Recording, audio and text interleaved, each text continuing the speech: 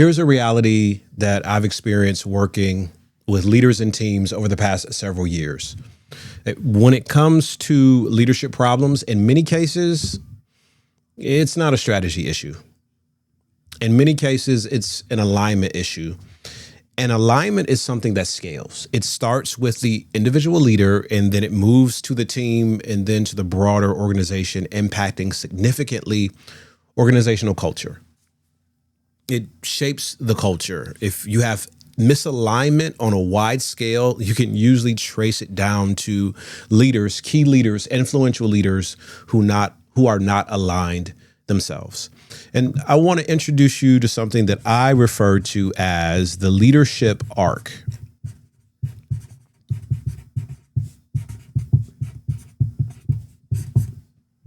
And when I refer to the leadership arc, I'm talking about the process that leaders really embrace, they deeply understand and embrace in order to move their organizations to the place where they really need to be. Now, when I reference the A in the leadership arc, I'm talking about this idea of what it means to align on the individual level. What does it mean to align on the individual level? And I've realized that over time, all leaders need space.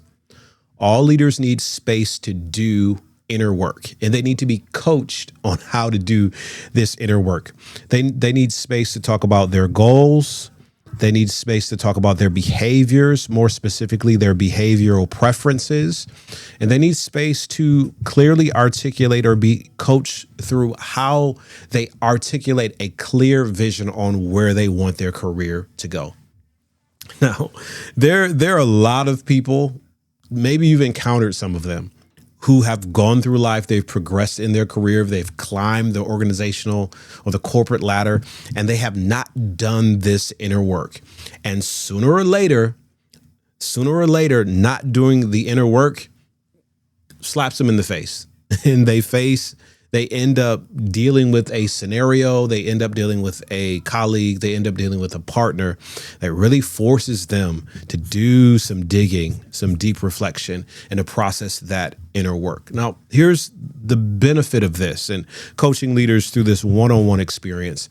The benefit of this is that as you do this inner work of aligning, of understanding, of embracing, of experiencing radical clarity around your goals, your behavioral preferences, your vision, your blind spot as a leader, the unique opportunities that you are facing at this point in your career, the positive implications of that are widespread. The decisions are better and faster when the leader is aligned. Communication just gets better. You're communicating clearly and effectively, and trust, which is so important. Trust is built and trust is accelerated, all because leaders are willing to do that individualized, that personal work, that inner work of aligning themselves. But it doesn't stop there. Alignment, individual alignment, positions the leader to guide their team into what I call the refined section of the leadership arc. You have an individual leader that's aligned, and then they can create the environment to refine their team. Now, here's the thing about refining. Refining only really works if you're working with a group of leaders, or if you're working with a team that has already embraced inner work. They've already embraced conversations about goals, about behaviors, about personal vision. They're already working with this sense of commitment toward making better decisions, communicating clearly, and fostering trust in their organizations. And a lot of times when people invite me in, they want some refining to happen. Sometimes they want some miracles to happen too. They want some refining to happen. They want some synergy on their team. And it's difficult to foster that if everyone has not made this deep commitment to this personal inner work. It's foundational. However, here's what happens when it starts to work well. And aligning is one-on-one. It's being coached through a process. It's being given a framework to navigate that personal inner work. Refining, beginning the process of refining. And I work with teams half day, over a day, and we're discussing things like what's going to be our shared language. How do we get clarity around our roles? How do we foster this sense of synergy? Where might our behavioral preferences be in conflict? And how can we resolve that conflict? And also, how can we build an opportunity for productive conflict? Because that is very, very important. And when we're talking about refining in the leadership arc, we recognize that the arrows, they point inward. And it's building on that align. That align is that inner work for the individual. Refine is the inner work for the team. Now, after we leverage this experience of these conversations that allow us to refine our work as a team, we get to the third part of what I talk about in the leadership arc. And that is, we build a group of champions. We build this group of champions. And when we're at the champion stage, or we're at the champion phase, the arrows, they point outward. Because we're looking at how our work as a team, how our work as a unit, how our work as a division impacts the entire organization. And at this stage, we can have deep and meaningful, impactful conversations around vision, around culture, around ownership. Who's going to step up and really take ownership of certain elements of what we want to foster in our organization? And that's not a quick one-on-one conversation. That's not necessarily a series of prompts. It's not even a half-day conversation. This champion portion of the leadership arc, I've seen it best happen when teams have 2-3 days or more together to do this deep dive. They started this individual work of aligning.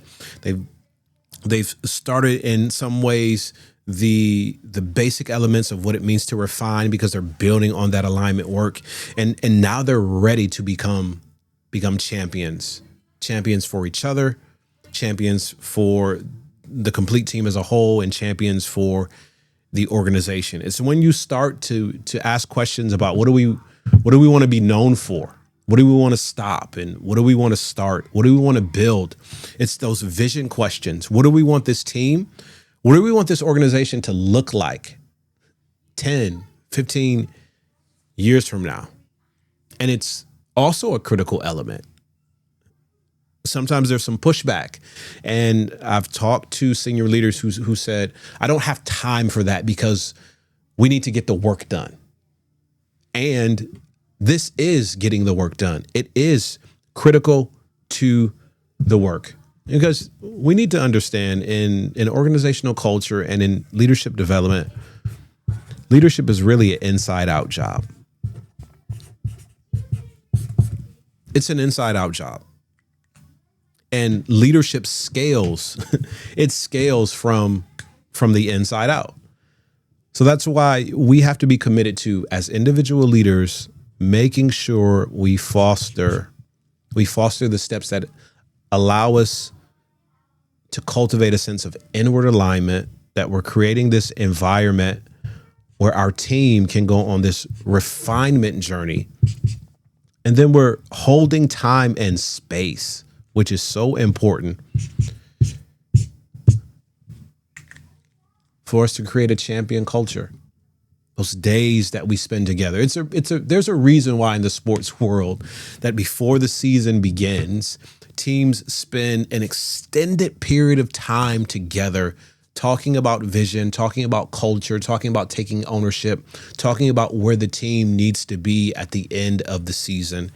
And spending that time together to really make those strong commitments. You can't do it.